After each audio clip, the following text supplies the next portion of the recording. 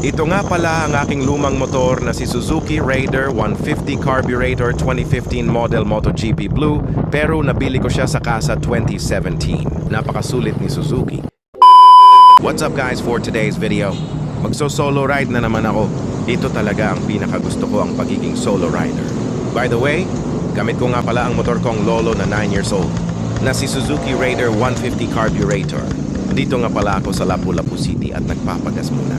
Full tank muna tayo bago umalis para tuloy-tuloy ang biyahe. Papunta nga pala ako sa Mandaue City upang mag-a-attend ng meeting. At bago ako umalis, kinunan ko muna ng picture ang motor ko. Tara na, gear up na tayo. Let's go boys!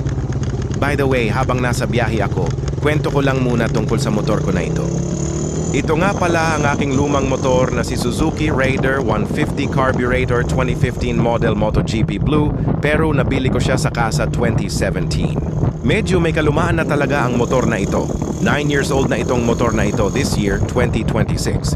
Pero alam nyo ba, nakunti pa lang napapalitan dito ng mga pyesa. Sasabihin ko sa inyo kung ano ang napalitan na pyesa at hindi napalitan na pyesa dito.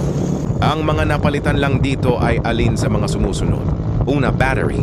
Pangalawa, spark plug cup at mismong spark plug. Pangatlo, ignition coil. Pang-apat, regulator or rectifier. Pang-lima, headlight bulb. Pang-anim, motor starter. Pang-pito, gulong harap at likod. Pang-walo, air cleaner. Pang-siyam, monoshock at sprocket chain isang set.